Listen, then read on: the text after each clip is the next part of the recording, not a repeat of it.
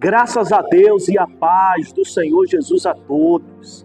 Que Deus abençoe mais essa jornada, mais esse dia que se inicia. E ainda que você tenha perdido o controle da situação, você tenha olhado ao seu redor, não vê saída, não vê solução, é como se fosse que a sua vida está de cabeça para baixo. Nunca se esqueça que Deus jamais vai perder o controle da situação. O domínio está nas mãos dele. Eu sou o pastor Felipe e através desse vídeo eu quero trazer uma palavra da parte de Deus ao seu coração. Se você não é inscrito no canal, se inscreva, tá bom? Ative o sino das notificações e nos comentários deixe o seu pedido de oração, tá bom? E não esqueça de curtir o vídeo, dar o seu like e também compartilhar. Prepare o seu copo com água, o meu já está aqui preparado, tá bom? Que daqui a pouco nós iremos consagrar a Deus a água. Mais um dia se inicia e é claro que nós dependemos de Deus e precisamos da direção dele. Quando nós abrimos a Bíblia, como a minha está aberta aqui agora e você do outro lado aí está acompanhando, nós estamos atentos àquilo que Deus ele quer falar ao nosso coração. E a minha Bíblia ela está aberta no livro de 2 Coríntios, no capítulo 12, a partir do versículo 7, onde o título da mensagem diz: o espinho na carne. Eu tenho a certeza que quase todas as pessoas, ou talvez até todas, né? Um dia já se machucou com espinho. Com espinho de limão, né? Do pé de limão que tem espinho. Com o espinho de uma rosa. E toda vez que o espinho ele tem contato com a nossa pele, com a nossa carne, a gente sente a dor, fere, machuca, não é verdade?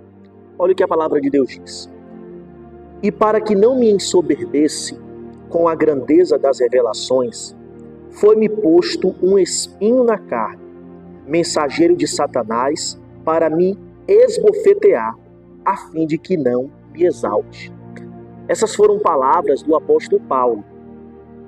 E Paulo, em um determinado momento do seu ministério, da sua vida, ele passou por uma situação que ele chama de espinho na carne.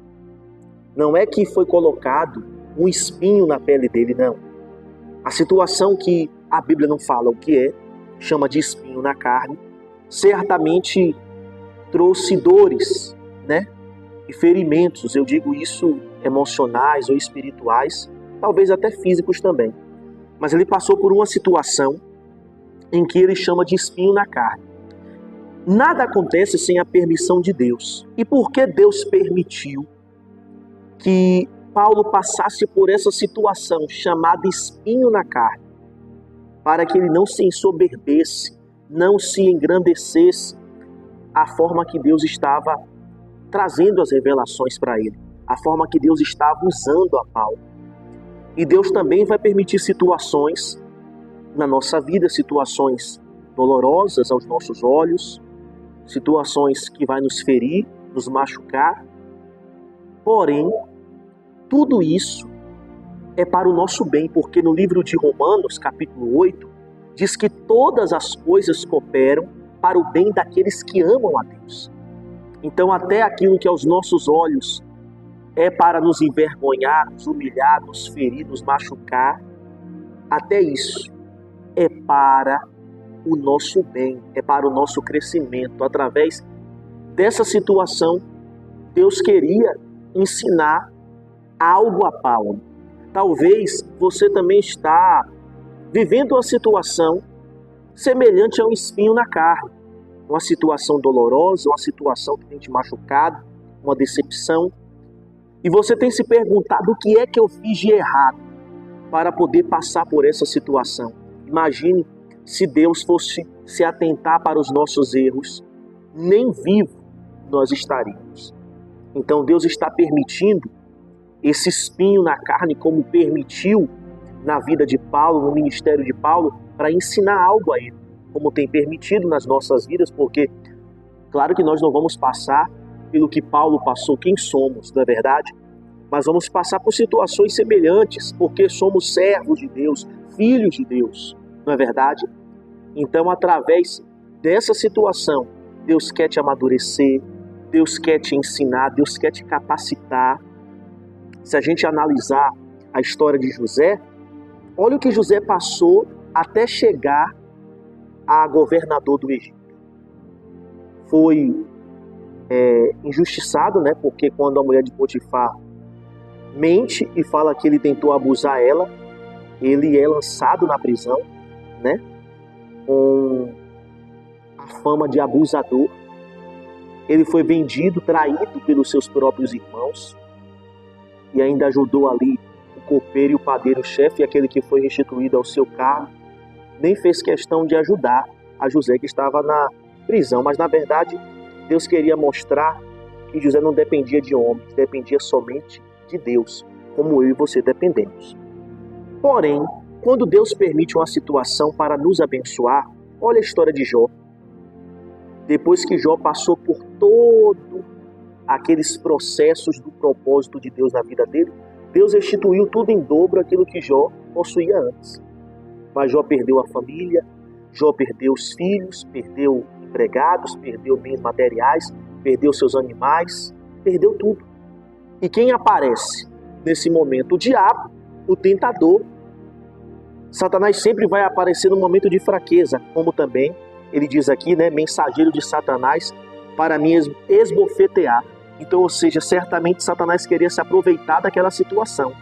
Porém, diz aqui no versículo 8, olha o que Paulo diz: por causa disto, 3 vezes pedi ao Senhor que o afastasse de mim. Ou seja, ele pediu 3 vezes a Deus que afastasse aquela situação. Porém, olha o que Jesus diz. Então ele me disse. Jesus diz assim para Paulo: a minha graça te basta, porque o poder se aperfeiçoa na fraqueza. Quantas vezes a gente está passando uma determinada situação, um espinho na carne, e nós pedimos para Deus: Senhor, me tira dessa situação. Eu já passei por algumas situações que eu pedia para Deus: Senhor, me tira. Só que Deus dizia ao meu coração: você vai ter que passar por esse caminho. Faz parte do propósito, Felipe, que eu tenho na sua vida. Então vai ter situações, vai ter caminhos, na verdade, que a gente não vai querer enfrentar. A gente não vai querer ir pelaquele caminho, mas faz parte do propósito. Através daquela situação, Deus quer te ensinar algo, como queria também ensinar Paulo. E quanto mais rápido você entender o propósito, mais Deus vai te tirar daquela situação. Olha o povo que saiu do Egito, o povo de Israel. Era para a duração ali até chegar à terra de Canaã, 40 dias, passaram por 40 anos, por causa da dureza do coração, da rebeldia. Aí Paulo diz assim, de boa vontade, pois, mas me gloriarei nas fraquezas, para que sobre mim repouse o poder de Cristo. Pelo que sinto prazer nas fraquezas, nas injúrias, nas necessidades, nas perseguições, nas angústias, por amor de Cristo.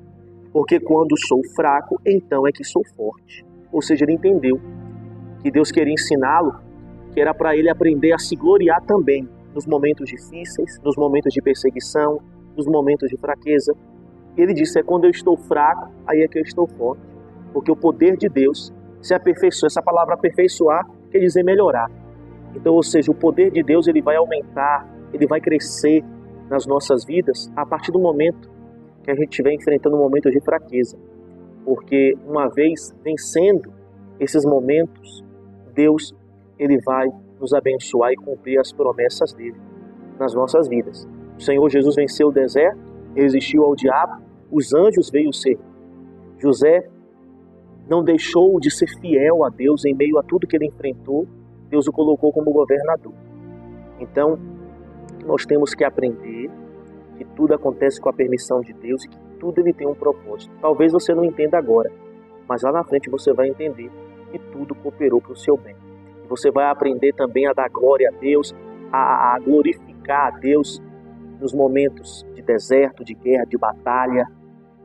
Que às vezes a gente só glorifica a Deus nos momentos bons da nossa vida. Ou abre a boca para poder dizer: Deus é comigo quando a despensa está cheia, quando eu tenho dinheiro na conta. E quando as coisas estão erradas? As coisas não saem da forma que você espera. Não é verdade? Vamos orar, vamos falar com Deus. Feche os seus olhos. Pai maravilhoso, bendito seja o teu nome. Tu és o nosso Salvador, o nosso Redentor, a razão da nossa vida. Tu és o nosso socorro bem presente na hora da angústia. Eu te apresento a vida de todas as pessoas que estão acompanhando agora esse vídeo. pessoas que estão desesperadas, até já chegaram no limite das suas forças, porque não suportam mais o sofrimento, não suportam mais a angústia, viver uma vida de dor, uma vida na miséria, desempregado, desempregada, endividada. Talvez essa criatura já foi até ameaçada de morte. E eu clamo agora ao Deus vivo, ao Deus Todo-Poderoso. Visita cada um deles agora. Atende o clamor, a oração daqueles que estão deixando nos comentários os seus pedidos de oração. Aquela mãe, aquele pai que pede em favor dos seus filhos, em favor do filho que se envolveu com más amizades, que está no tráfico, a filha que está fazendo uso de drogas. Tem de misericórdia. Restaura os lares, as famílias que estão destruídas. Cura a criatura que está doente, que foi desenganada pela medicina. Fortalece, meu Deus, o que está fraco, dê ânimo ao desanimado. Manifesta o teu poder nesse momento. Eu repreendo agora todos os espíritos malignos, espírito de enfermidade, vício, depressão, ansiedade, síndrome do pânico. Eu repreendo o espírito da morte, o espírito causador do acidente. Em nome do Senhor Jesus, vai embora, Satanás, da vida desse homem, desta mulher. Meu Deus, eu entrego a vida de todos nas tuas mãos, e quem beber dessa água, receba vida, e vida com abundância, em nome de Jesus. Amém? Beba da água. Deus abençoe a todos.